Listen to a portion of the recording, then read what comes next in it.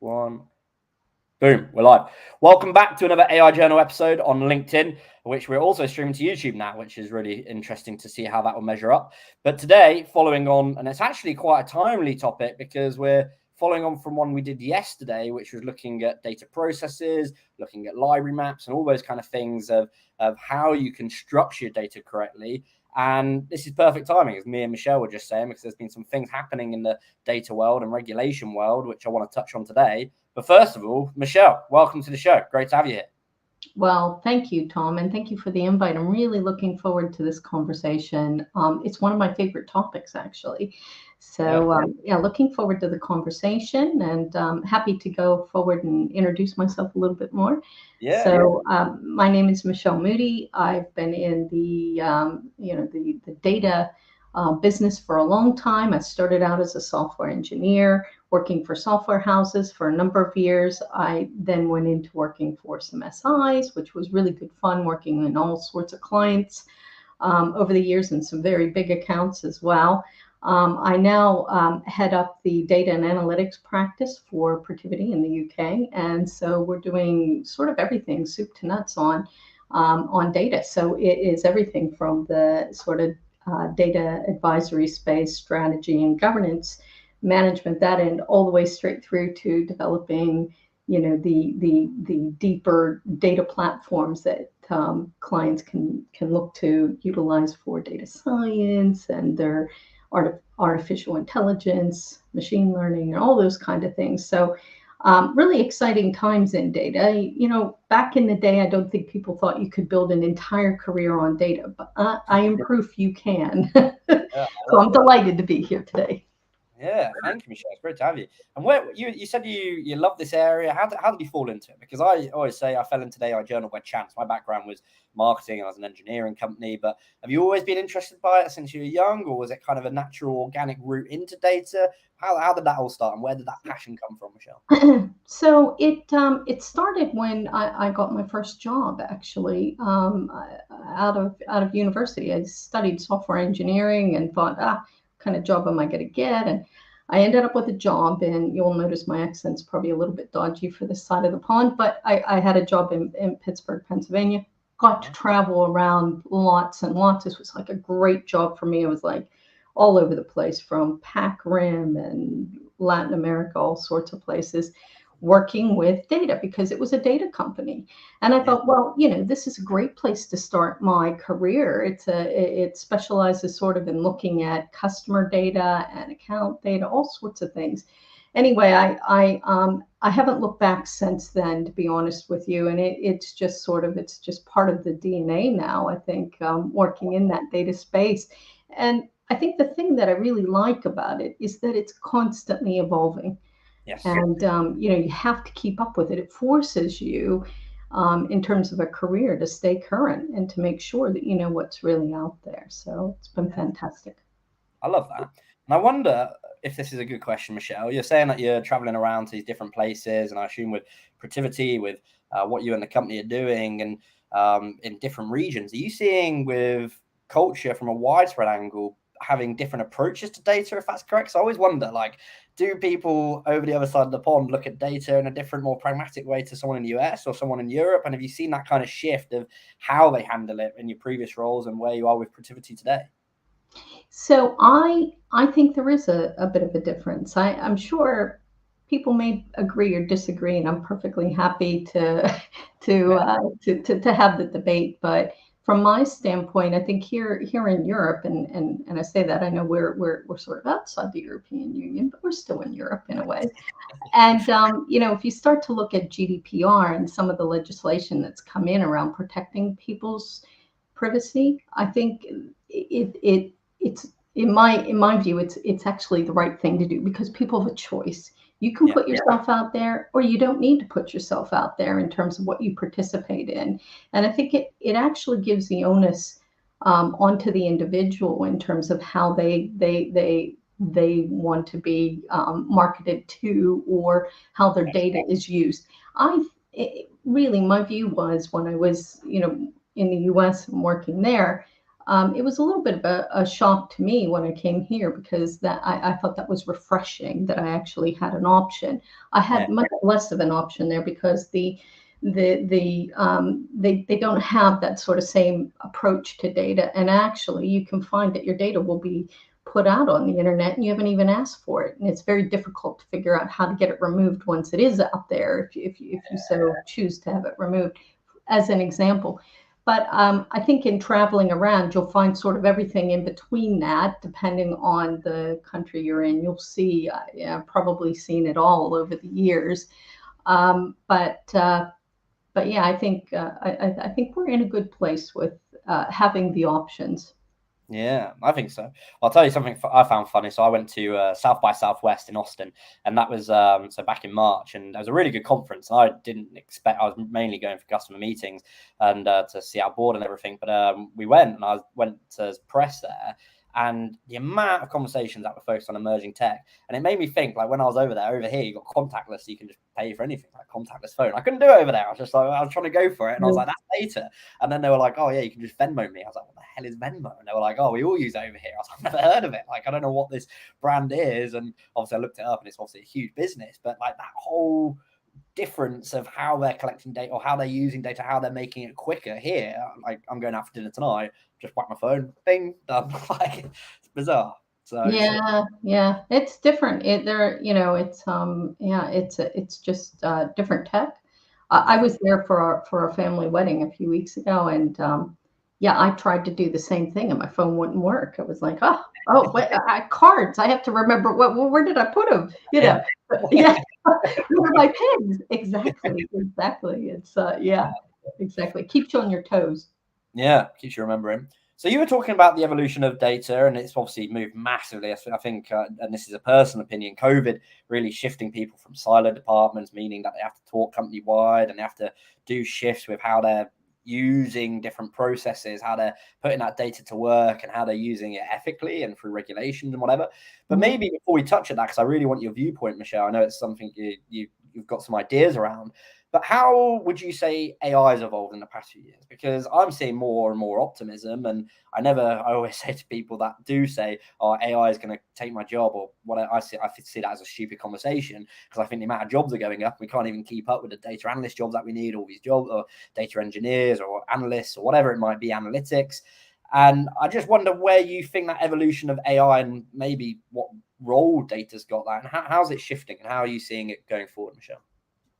So I totally agree with you. I mean, I think it's taking off at speed since a pandemic, since COVID. Mm, Probably if you take a step back and you look at companies that have done very well during the pandemic, it's been those that have got that digital presence, that really know their clients, that know what they're trying to do in terms of their presence out there digitally. But then they're also taking that data layer and they're saying, what can I do with it? Some of it yeah, may be in the AI space, some of it may be, looking at how can I make a better, personalized, quicker, faster journey to keep yeah, to keep my customers happy, and to also to service them, right, in whatever way that might be. So I yeah, think it really has moved forward quite a bit. And then when you start to look at AI, AI has been around forever. I mean, I remember it was there when I was at uni, right? And I remember taking a course and kind of looking at it and going, oh, this looks really interesting, and you thought more about robots or whatever. But it wasn't really able to take off. And yeah, the reason why, the amount of data that you need, um, the way in which you need to approach it just wasn't there. I mean, we've come a long way since that point in time, and I think in the last few years, with the convergence of cloud and tech and and data, the big data, yeah, which is the fuel to grow AI, it's really taking off at speed. If you look at the number of patents that are being registered now, it's huge. yeah, And I think we're sort of at a crossroads where a lot of governments and a lot of entities are looking at, what do we need to do with this? Because there's this sort of, uncertainty around it. Do we do it? Do we not do it? Can we trust it? Do we not trust it? Should we invest in it? Maybe we don't. And I think it's a real crossroads at the moment. Yeah. And you were mentioning there's something that came out on Monday, right, around the regulation, what they do with it. Because I think, and I was speaking at AI Summit, and I was speaking with the MOD on stage, and I was with the UK Civil Service, and I was with someone from Omdia, and we were speaking on a panel, and it was a great session with lots of people from government Yeah. in there around regulation. But how do you see that from your scope with what's being released and how they're trying to, I wouldn't say, and this is my personal opinion, playing catch up, because it's innovating so quickly. All these data is just, I would struggle. I'd be thinking, how are we going to regulate this? But how do we, as you said, do we trust it? Do we not trust it? How are you seeing all that shape up, Michelle? Yeah, so I think it's interesting. So if I take a step back to that, if you look at it as an individual being marketed to or sold to or being at the end of the AI, you might think, do I want to interact with this? Can I trust it? What are they trying to do? What information will they use? Will they minimize it? Are they using everything they know about me? And when you start to consider that AI is being used in nearly every industry now, so it's everything. I had an example of the digital space, but actually it's used right down through healthcare. And you can't get more personal than that in some ways, right? So I think people are interested in what data is going to be used about them. But then on the other side of it, you have the organization. And I think organizations are sort of saying, how do we use this? Should we be using it? What are the legal challenges to it? What will the cost be? Can I find people to do it? There's all sorts of questions like that. So on both sides of it, I think you have those questions. So I think it's a good thing. I think there are new regulations coming out. So if you look at it, the UK published a strategy paper about a year ago, and I'm sure you probably had a read of that at the time, and they had committed to an action plan around that. We were And there. It was it was at the AI Summit, and I was literally speaking to them afterwards about them announcing it. But yeah, so it's a great point, Michelle. Sorry. yeah. No, that's fine. So I mean, it's been interesting because it only just came out on Monday, where they're talking about how the regulatory areas will work. So one of the things that they were announcing was a pilot around a AI standards hub, which is a good thing. And I think the reason why this is important is because we need a way of making sure that we can bring people along on the journey, that we can bring people that are working in organizations along on the journey, and organizations and the leadership along. And I think that, if we do have a set of guidelines and a set of regulations, and we know that's coming in, that's a good thing for us, because that gives us those guidelines as a society to sort of say, how do we want to line up behind it? Some of the interesting points in some of the papers I've looked at was that I know it might have been that AI strategy paper that presented an ecosystem around AI. And the thing I thought was really good about the approach that the UK has got with that is that they're actually utilizing a similar framework that we have right now in terms of the regulatory bodies and independent research academics and and journalists, that type of groups that can also weigh in on it. You've got an organization that needs to make sure they're staying in the guide rails, and then you've got the governments and regulatory bodies that are gonna help to make sure that it's moving forward. And I think you need that so that organizations feel that they understand what's acceptable, what isn't, and how they need to move forward. I think everybody kind of knows what's acceptable and what isn't, but when you're an organization and you've got loads of people coding, how do you manage it, right? And so you do need that. And I think that will be one of the keys to unleashing some of the innovation around AI, when people can come together and understand what it is that they need to be doing to protect individuals, but also to move an organization forward. I think that's great as well, because that combines both of them, doesn't it? You can't move a business forward if, like someone said to me, they were like, you can have, like, how are you going to have AI in your business if you don't have the correct data, or the data's not structured, or the data process isn't right? So maybe and how can you get that operation? And again, I hear it time and time again where companies want the fancy new toy and they're not necessarily trained up in that area, but they're a very big business, but they're just thinking, I don't know, just sort it. But then they don't want to take that time to invest in the data, the regulations, what it could lead to. I mean, you see it all the time with Google, this recent one with that story that came out about them about sentient AI, and I have no opinion on it either way, but it just shows you these kind of things can happen if you don't have the right regulations or potentially the right business culture or the right ethics. I guess, how do you see that, Michelle? How do you see a company that's maybe gearing up to take the next stage, and maybe they're moving away from a old model or a legacy system, as we call it, and they're moving towards a new system of thinking, okay, we really need to leverage our data? Would you say there's a good practice guide or what you've seen that works with making that data work for them to be able to get better efficiencies or get better results or have better business outcomes, whatever it is? Yeah, I think there's Big question. it's a good question. So I think there's a lot of there's clients that move towards cloud and cloud infrastructure. I think when clients have done that, if you start to look at the marketplaces, et cetera, out there, it's a brand new world compared to where it was 10 years ago or even 15 years ago, where people were buying, licensing big kit. It sat in your back in the basement somewhere type of thing. It's now in the cloud. And, there was a set of companies that invested in that prior to the pandemic. There's lots and lots that I think realize that there are efficiencies. There's a lot more options. There's a lot of things they can take advantage of by moving into a data platform that's more agile, that they have options around how do they develop data insights. So, but one of the key things is to get the core data correct, right? Yes. You can't do anything without getting that core data right. So if we take the example of AI, there are two aspects to it. There's the data set itself and what data is in it. Is there personal data in it? Could it be used for biasness in terms of, is that a word? Biasness. We'll make up a new word, Tom. and, and then you've got the actual algorithms or the rules that are being written against, or being trained against the data. So you've got sort of the two views of it. And I think when you're looking at cloud, when you're looking at AI, you're looking at the insights, it opens up a whole new world for you.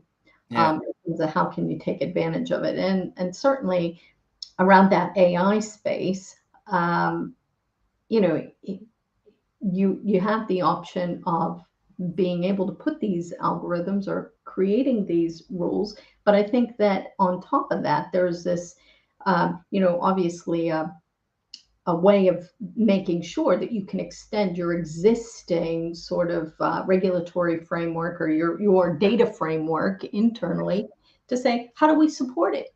It isn't something that's sort of out there and totally new. I mean, if you look at AI and it is data and it is coding, it could quite nicely in more of a data governance framework to be managed, maybe as a working group, underneath that, maybe as a way of making sure that if there are areas of AI and you're looking to develop it and you're looking at a business case for it, we'll use that data structure that you've got there with the exec at the top and the boards, and make sure that the entire organization has a view or an understanding of what you're trying to do in terms of those areas where you might use AI and where you might use the data, and then look at how you sort of quality control it, maybe through configuration management of the code, but maybe also version control of the data set. So there's some things there, and I think I'm using AI as an example, but it's the same for any kind of data thing. It might be analytics, analytical models. It might be digital personalization. It all comes down to, is your data fit for purpose?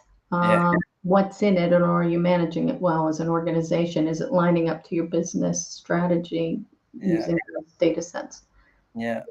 And how do you see it then? Have you seen, because these are quite important points, and have you seen quite a lot of across industries or separate to what Protiviti is involved in the training education piece? Because obviously that's why we exist. And I always think, like, what have you, do you reckon there's a much bigger uptake, in my opinion, but how have you seen that evolve over the years of maybe before the pandemic and everything, thinking how people are really thinking we need to educate people and we really have that structure in. Because I had a conversation where businesses, and this was at AI Summit, certain companies were saying to us, well, we struggle to find the right people because they come out of university with math degrees and with things that would take them into machine learning or take them into data developers or take them into areas, but they have no hands-on experience. And they're thinking, what can we do to get them understanding, whether it's something like SQL and understanding how to write basic Excel sheets that can be put into analysis so you can start drawing dashboards to know business outcomes. So I guess my question is, how have you seen that training and education piece swing for things like AI and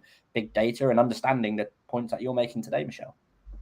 So I think, if I go back a long time, when I first started out, it was a very niche area. I think you get into software engineering, computer science, and the math stuff. And it was a very specific group of people that went into that. I always liked it. I loved it. I went into it. I think nowadays, no one can go in and get a degree and not have to touch the computer, not have some level of understanding of applications and data. It doesn't matter what you're studying, right? So I do think that it has evolved that everybody has some sort of requirement to understand those disciplines, right? But in some areas, it's probably deeper than others. I do think at the moment there's a real, and I know people get frightened about the idea of AI and taking jobs or automation and not taking jobs, but I think there's a whole set of jobs that haven't even been created yet. Yes, I literally said the other day, that made me excited.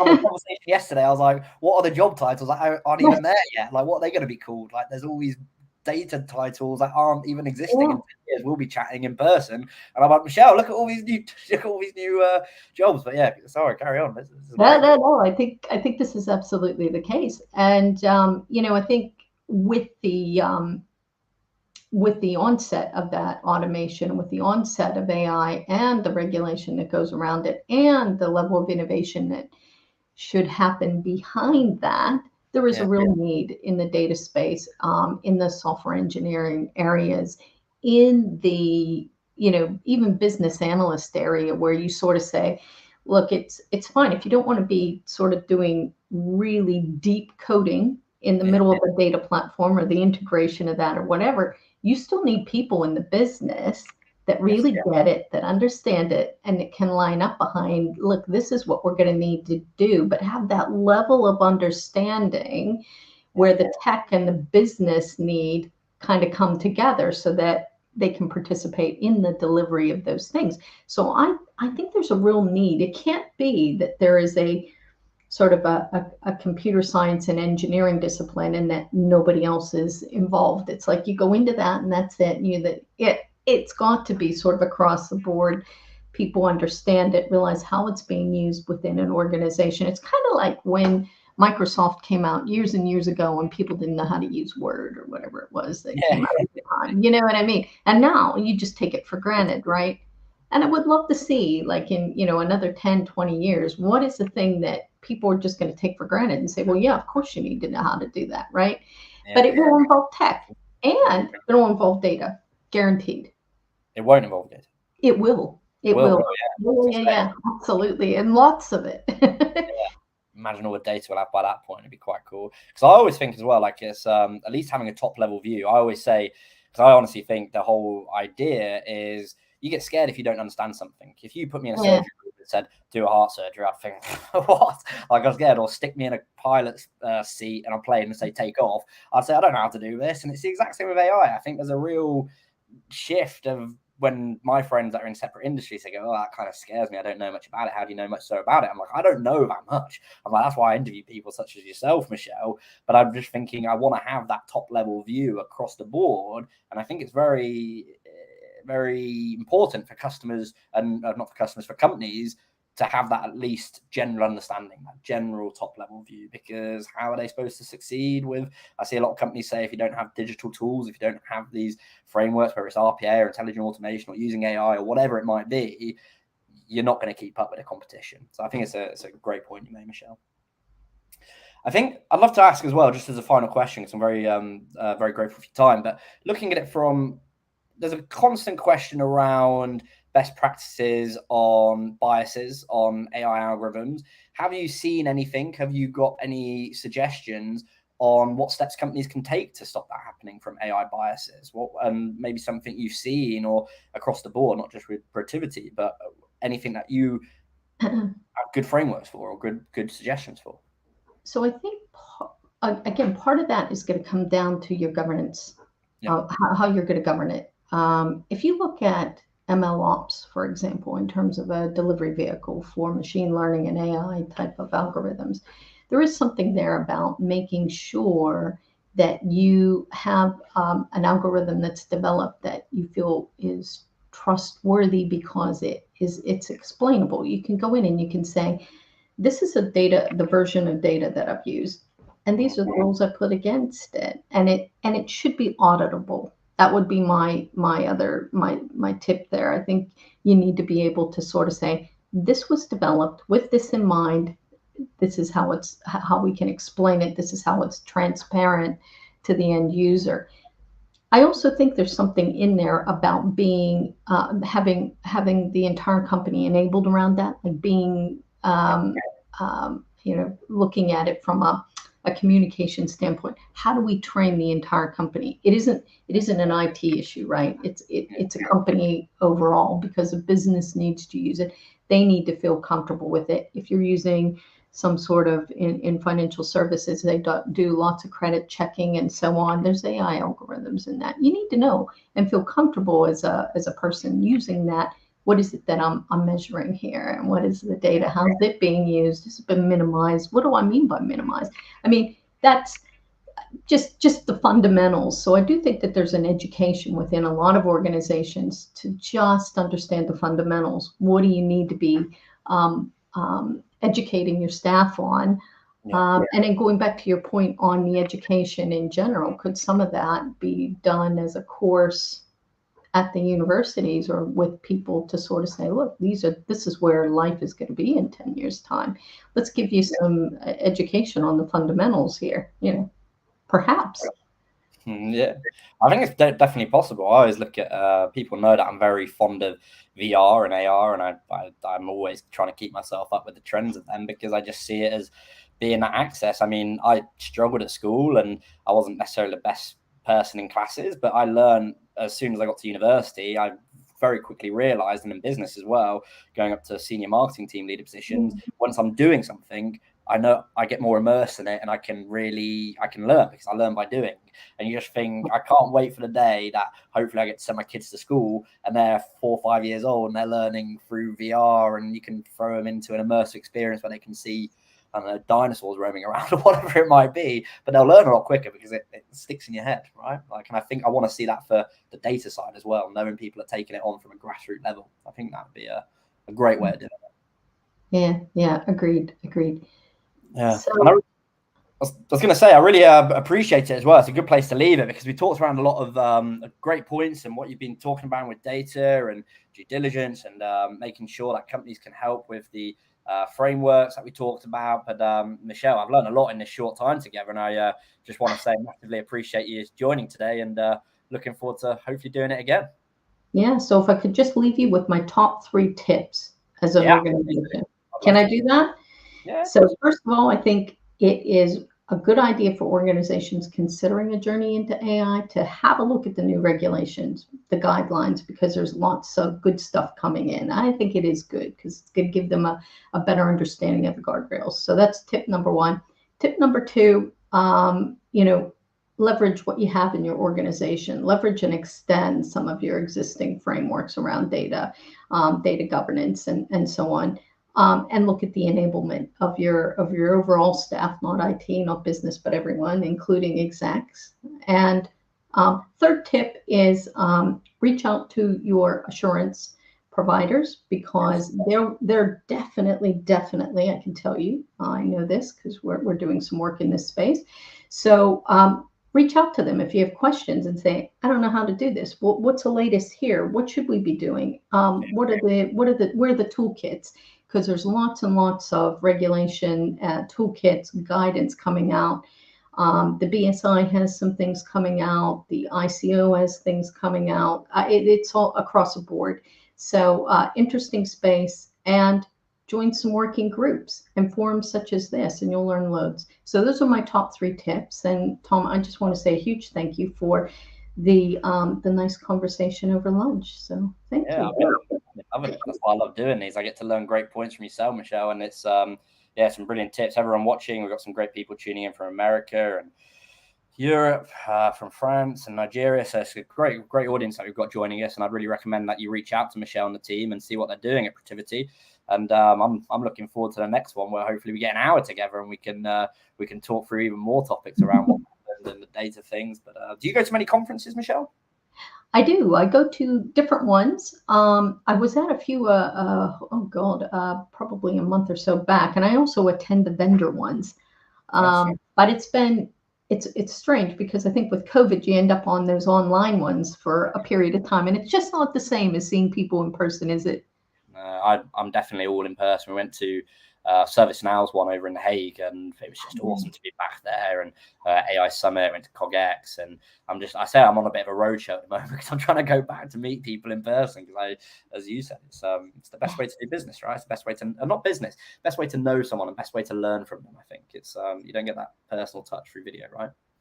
Yeah, agreed. Oh, thank you again. Very, very nice to have the conversation today. So thank you. Yeah, appreciate it, Michelle. And thank you, everyone, for joining. As always, let us know who you want us to bring on next, so we bring the experts such as Michelle. And really appreciate your time again, Michelle, and looking forward to the next one. Have a great Wednesday, everyone.